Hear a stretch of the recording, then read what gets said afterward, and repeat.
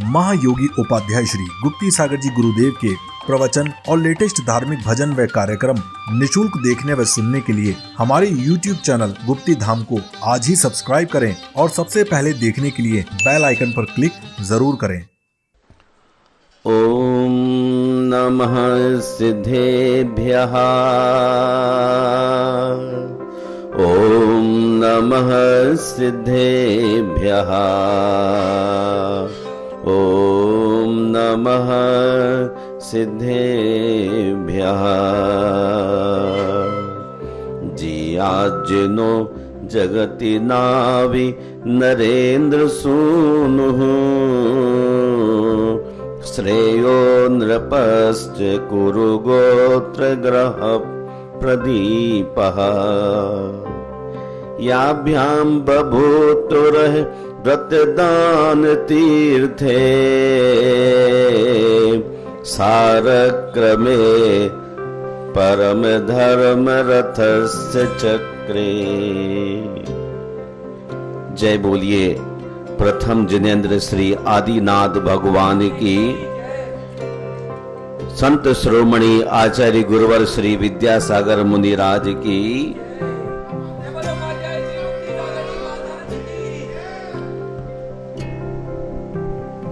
धर्म स्नेह बंधुओं,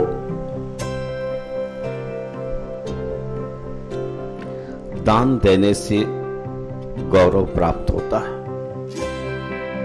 धन संग्रह से नहीं। देखो, मेघ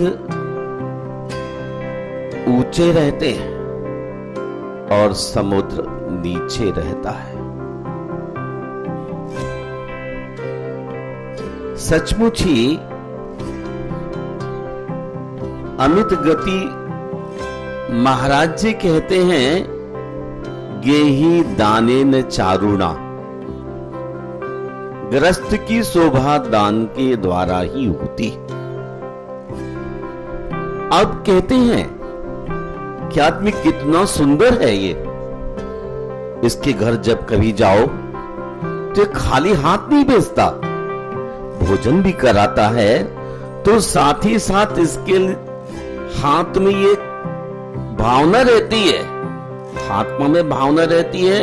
हाँ, हाथ में भी एक्टिंग शुरू हो जाती है कि वह गिफ्ट देकर ही भेजता है। और उसकी ख्याति परिता फैलने लग जाती है कि उसके घर पहुंचने के बाद कभी आदमी खाली नहीं आया, भोजन भी कराया, मधुर जल भी पिलाया और पेय पदार्थों से जिह्वा को संतुष्ट किया और सुंदर सुंदर वस्त्र आभूषण आदि पहना करके इस व्यक्ति ने हमारे मन को प्रमुदित किया है। सचमुच गेही दाने न चारुणा। ग्रस्त दान के द्वारा ही शोभित होता है। समुद्र संग्रह करता करता करता करता उम्र निकाल देता है, लेकिन जो सम्मान बादलों को मिलता है, उन बादलों को, जो बादल अपने आकाश को, अपने अंतस को स्वच्छ कर देते हैं, निरावरण कर देते हैं। जब तक बादलों में जल होता है तब तक वो बादल काले काले होते हैं, और जैसे ही उन बादलों का जल आप सबके लिए उपलब्ध हो जाता है, वैसे ही सारे बादल शुभ्र हो जाते हैं। महानुभाव, किसी वृक्ष से कोई पूछे कि तुमने अब तक कितने फलों का दान दिया, नदी कूप से पूछे तुमने कितना जल दिया, गाय से कोई पूछे तुमने कितना मानव समाज के लिए दूध दिया है, तो ये सब यही उत्तर देंगे, दिया भाई, कौन हिसाब रखे, जितना था दे दिया। यदि इसके स्थान पर किसी मनुष्य से पूछा जाए तो एक एक रुपया पैसे का हिसाब बता देगा।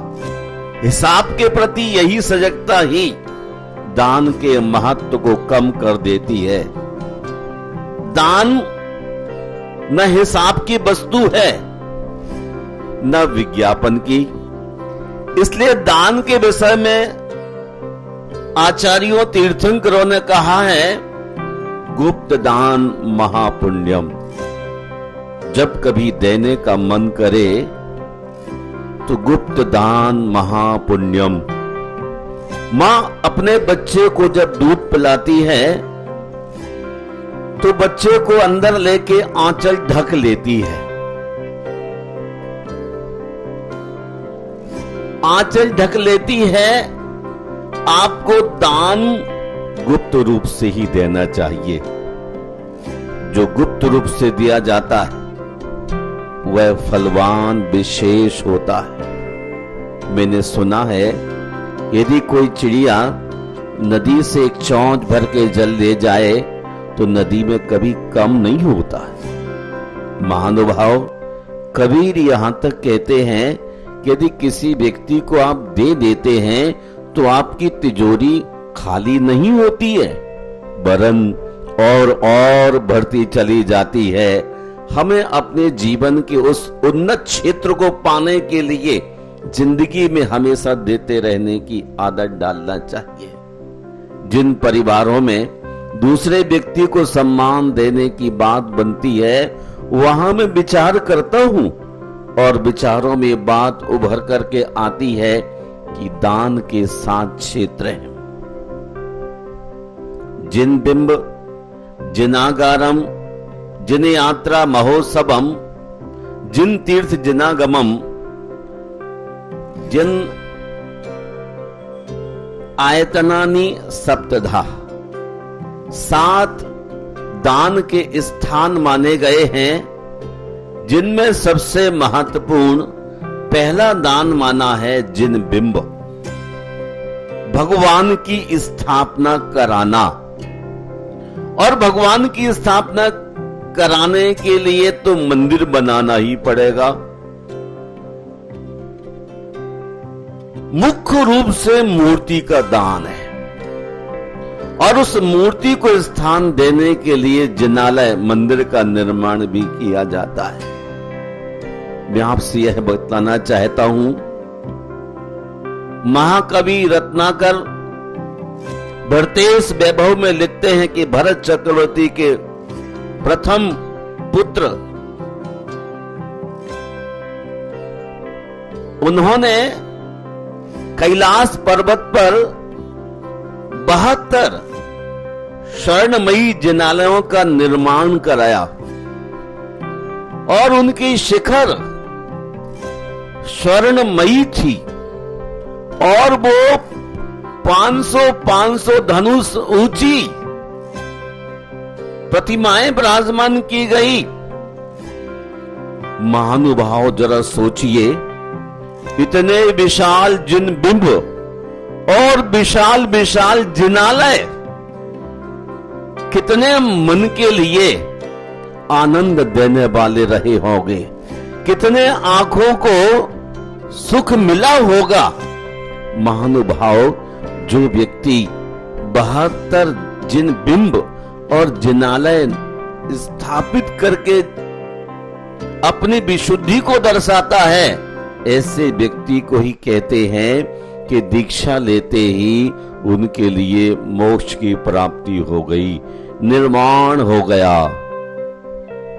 मैं आपसे बताना चाहता हूं, जो व्यक्ति जिन मंदिर का निर्माण कराता है, उस व्यक्ति की आत्मा का भी निर्माण हो जाता है। हमें चाहिए कि 48 मिनट के अंदर, अंतर मुहूर्त के अंदर भरत चक्रवर्ती की विशुद्धि बढ़ गई और अचानक ही उनके लिए केवल ज्ञान और मोक्ष हो गया। जो व्यक्ति मंदिर का निर्माण करता है अथवा जिन बिंब की स्थापना कराता है, उसकी विशुद्धि का कोई पारावार नहीं होता है। मैं जब आचार्यों के सानिध्य में बैठता हूं और उनसे बातचीत प्रारंभ होती है तो मन प्रमुदित हो जाता है। जो व्यक्ति मंदिर का निर्माण करता है वह चतुर्विध संघ के व्यक्तियों के लिए तीर्थ का दर्शन कराकर संघपति होने का पुण्य प्राप्त कर लेता है। आज तो फोकट में माला पहनते हैं, 1-2 लोग अपनी खुशामद करके करा के संगपति बन जाते हैं। लेकिन भगवान के विशाल जिन मंदिर बनाने वाले व्यक्ति के द्वारा चतुर्विध संग के लिए तीर्थंकर का दर्शन कराने के कारण से संगपति उपमा से मंडित किया जाता था। और वास्तव में जो जिन मंदिर का निर्माण करता है वह व्यक्ति सौभाग्यशाली थोड़ा नहीं, वह अपने जीवन में सबसे कीमती काम करके गया है, और वह था मोक्ष प्राप्त करना।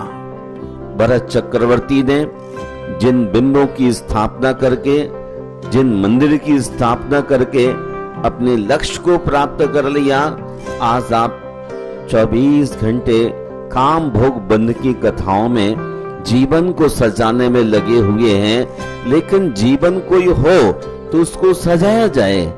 ये जीवन पानी की बूंद की तरह है कब नष्ट हो जाए इसका कोई अंदाज नहीं लगाया जा सकता है।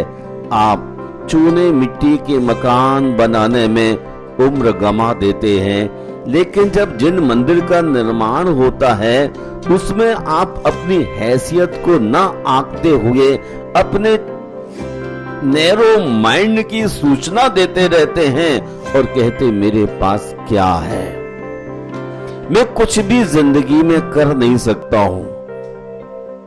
मैं आपसे कहना चाहता हूं, जब कभी मोक्ष की वैकेंसियां निकलती हैं तभी आप सो जाते हैं और वैकेंसियां भरने के बाद पर आप कहते नहीं मोक्ष की ट्रेन तो निकल ही गई। ट्रेन जब सामने थी तब आपने अपने जीवन को सफल बनाने का कोई पुरुषार्थ नहीं किया।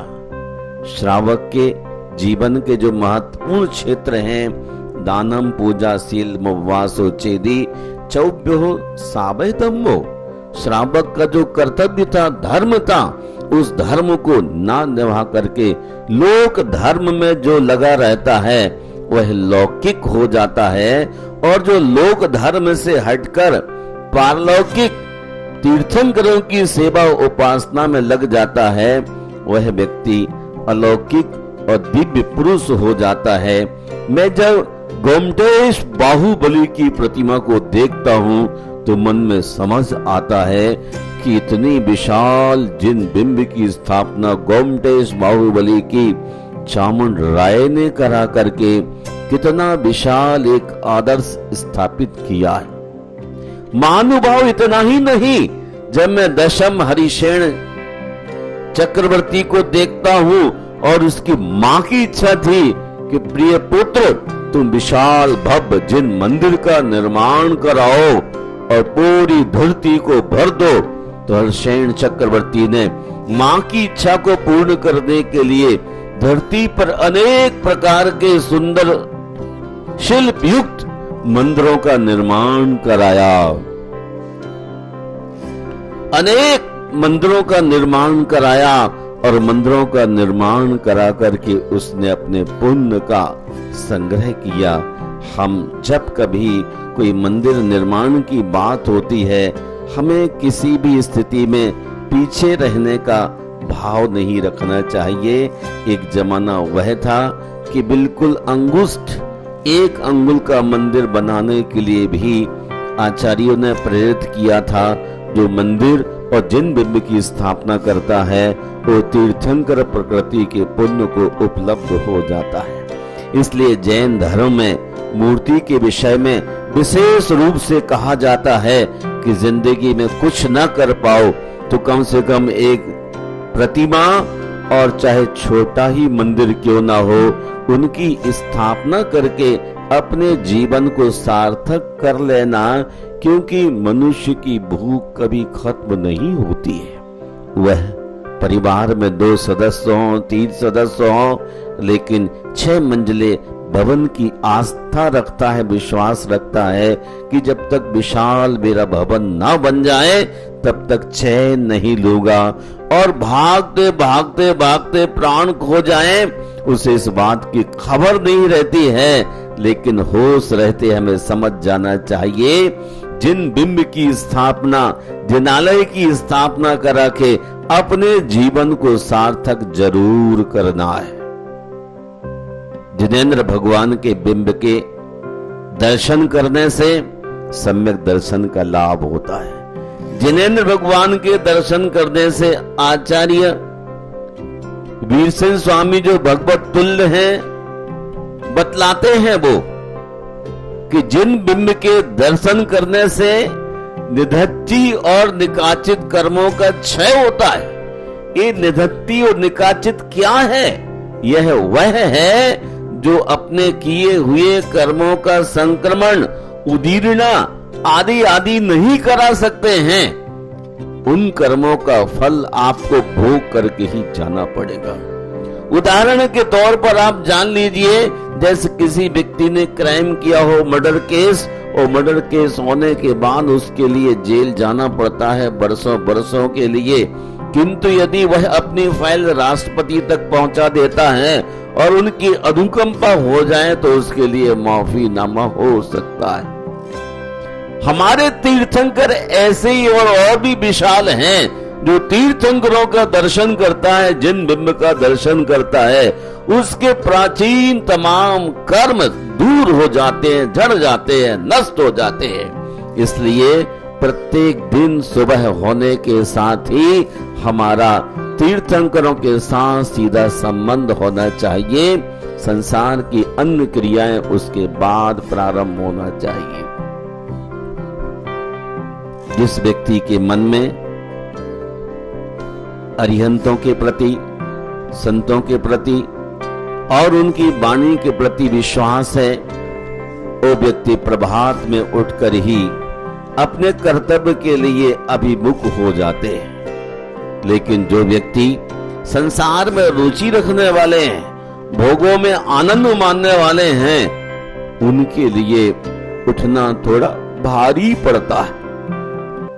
लेकिन जो वास्तव में भगवान के दीवाने हैं, मीरा हो गई मगन, मीरा को सुना था कभी, वह सड़कों सड़कों पर भागती घूमती हुई और अपने इष्ट की आराधना में लगी रहती थी। संतों की जमात में बैठने के बाद अपने होशो हवास को भी खो जाती थी। क्या कभी ऐसा हुआ पार्श प्रभु के चरणों में बैठकर आप अपना होशो हवास खो गए, भगवान पार्शनाथ में डूब गए, लीन हो गए, आपको इस बात का बोध नहीं कि मैं कहां उपस्थित हूं।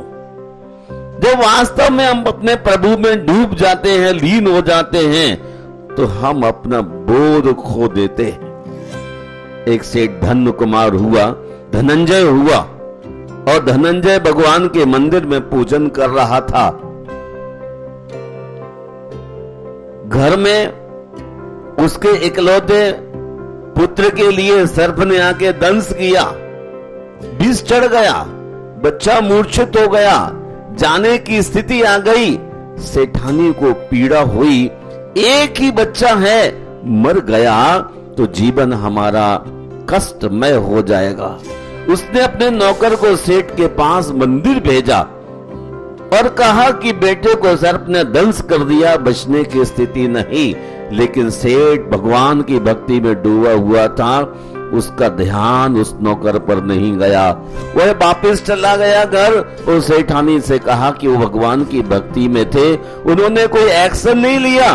उसने कहा तरीके से समझाए नहीं हुआ, आप पुनः जाइए और ठीक से स्पष्ट कर दीजिए। और पुनः वह जाता है और वह सेठ धनंजय भगवान की भक्ति में डूबे हुए थे, उनका ध्यान पुनः भी नहीं गया।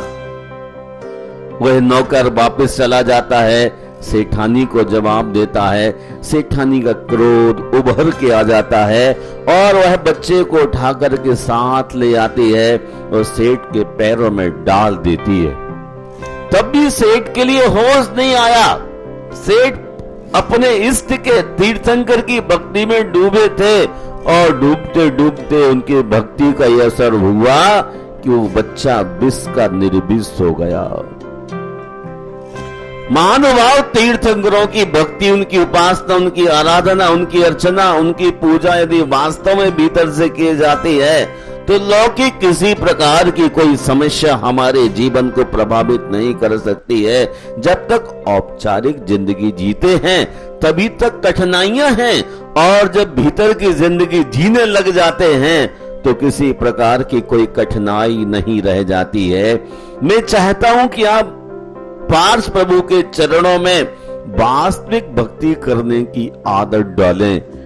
फॉर्मेलिटी नहीं, औपचारिकता नहीं, बिल्कुल सचमुच हम पार्श प्रभु के हो जाएं, और जब उनके हो जाएंगे तो हमारे प्राचीन कर्म निरस्त हो जाएंगे, और कर्म के निरस्त होते ही सर्व कर्म मोक्षो मोक्षा, सारे कर्मों का गिर जाना।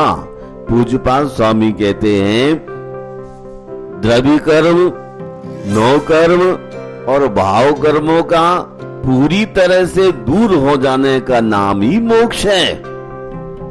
जब हमारे मन में संसार के प्रति कोई अटैचमेंट नहीं रह जाएगा, हमारी जिंदगी में विगत किए हुए कर्मों के प्रति कोई लगाव नहीं रह जाएगा, और जो उपलब्ध नौकर्म अनेक तरह की चीजें हैं इनके प्रति भी ममत्व जब नहीं रह जाएगा, उसी स्थिति में हम मोक्ष को प्राप्त हो सकते हैं।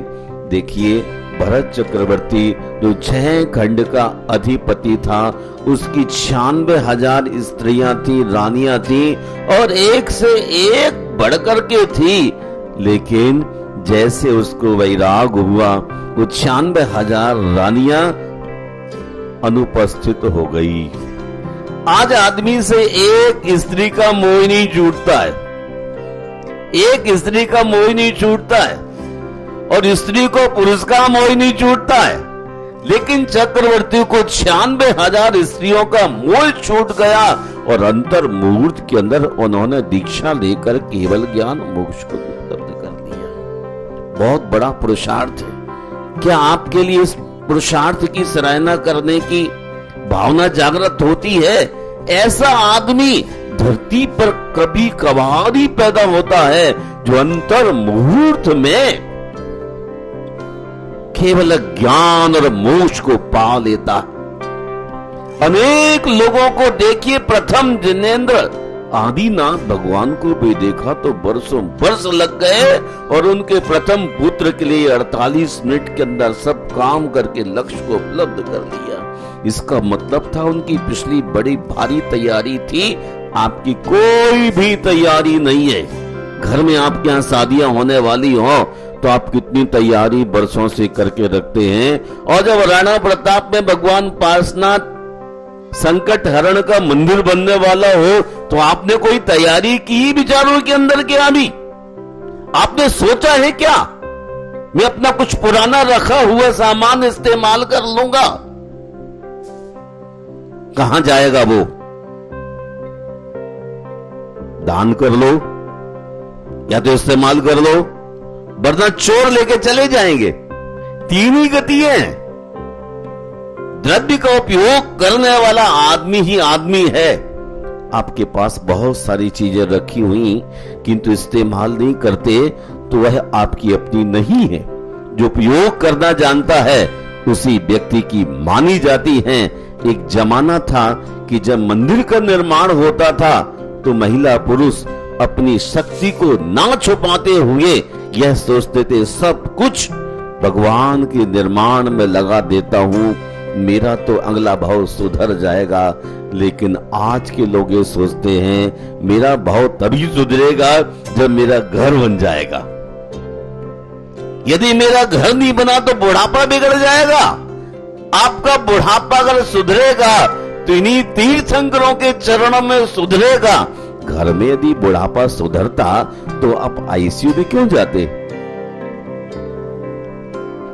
बुढ़ापा घर में सुधरता तो आईसीयू में क्यों जाते? आईसीयू में जाने का मतलब है कि आपका मन बहुत अधिक बेचैन है, परेशान है, बीपी हाई हो रहा है, हार्ट रुक रुक के चल रहा है, किडनी काम करने से इनकार कर रही है, लीवर थक चुका है, तब भी आप कहते मैं कुछ बड़ा काम करने का इच्छुक हूं। लेकिन वो कह रहा है कि अब आपको कोई काम नहीं करना है, आप बिल्कुल शांत बैठ जाइए आईसीयू के अंदर।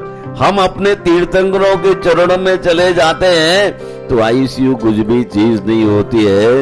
इतनी शांति का आदान होने लग जाता है कि बस सब कुछ शरीर को भूल जाते हैं। पूज्यपाद महाराज सर्वार्थ सिद्धि में लिखते हैं कि व्यक्ति के लिए 105 डिग्री बुखार हो, यदि वह आकर के संत समागम में बैठ जाता है तो उसकी असाता साता में परिणित होने लग जाती है। वह अपने दुख को, परेशानी को भूलने लग जाता है। वास्तव में तीर्थंकरों का दर्शन भारत भूमि में ही संभव हो सका है।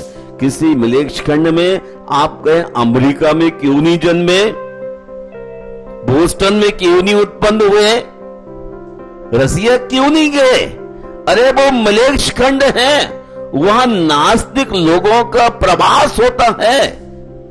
भारत भूमि तो हमेशा महापुरुषों की भूमि रही है, तो जहां महापुरुष होंगे वहीं तो अपने आचरण को विमल बनाने की कोशिश की जाएगी और वहीं पर मां के द्वारा अच्छे संस्कार दिए जाएंगे तो प्रजा का विकास होगा, तो अच्छे से अच्छी प्रजा उत्पन्न होगी। मैं चाहता हूं कि आप अपनी जिंदगी को सुंदर बनाने का प्रयास आज ही करने का संकल्प कर लीजिए। जब पार्स प्रभु के मंदिर का निर्माण करने का आप बीड़ा उठा रहे हैं तो आप कोताही न बरतते हुए आप पूरी ताकत के साथ, पूरी श्रद्धा के साथ, पूरे विश्वास के साथ आप ये संकल्प करिए कि मैं अपने इष्ट पार्स प्रभु का सुंदर से सुंदर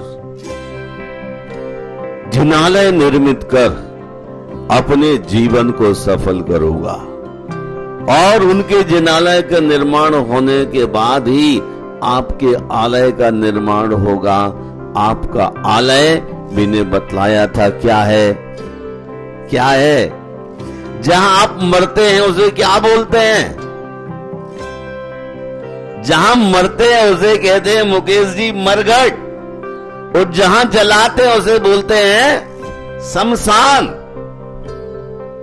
तो आप तो अपना 5-7 खंड का एयर कंडीशन बढ़िया मरघट बना रहे हैं, और ये जिनेंद्र का आलय जहां से मुक्ति के द्वार खुलना है, इसके लिए आप सोचते हैं कि मेरी तो भी कैपेसिटी नहीं है। आपको एक पल में कहना चाहिए कि भरत चक्रवर्ती ने 500 धनुष के विशाल जिन बिंबों का निर्माण किया, और आप तो यहां पर राणा प्रताप में 31 इंच के अष्ट धातु के जिन बिंब स्थापित करने जा रहे हैं वह तो रत्नों के थे, स्वर्ण की शिखर थी। यहां तो ऐसा कोई प्रोविजन नहीं कर सकता हूं, कलयुग है, द्रव्य का अभाव है। तो आप जरा सोचो कितना उनका पुण्य रहा होगा, आज कितना क्षीण पुण्य है। तब भी हमें अपने भाव को जगा लेना है और समय से पहले 24 जिनालयों के हम निर्मित करने वाले अपने भावों को संभालें। और इस कार्यक्रम के संयोजक श्रीमान पवन गोधा जी और पूरी ट्रस्ट कमेटी अग्रसर होने जा रही है। पर एक बात आपसे कहना चाहता हूं, जो मार्केट में खड़ा होगा उसी व्यक्ति की पहचान होगी। जो मार्केट में खड़ा ही ना होना चाहे, डार्क रूम में बैठा रहे और पान पराग चूसता रहे, चाय की चुस्कियां लेता रहे, उस आदमी की पहचान कभी हो नहीं सकती है। आप रोज मंदिर आइए, रोज मंदिर आइए, कोई ना कोई पूछेगा भैया आप कहां से आते हैं? कहेंगे मैं अंकुर जैन हूं, रोज भगवान के मंदिर में आता हूं, भक्ति करता हूं, पूजा करता हूं। आप हैं कहां से? मैं तो यूपी से हूं। पूछा किस लिए गया? इसलिए ना कि रोज रोज अनंतों के चरणों में हम अपनी हाजिरी लगाते हैं, और हाजिरी लगाने के कारण ही पूछा जाता आप कौन है? मार्ग चलते हुए व्यक्ति से नहीं पूछा जाता है। मैं आपसे पुनः कहना चाहता हूं कि आप भगवान के चरणों में प्रतिदिन हाजिरी लगाएं, और जो हाजिरी लगाता रहता है वह व्यक्ति निश्चित ही महान हो जाता है। मैं आप सबके लिए बहुत बहुत आशीर्वाद देता हूं और यह चाहता हूं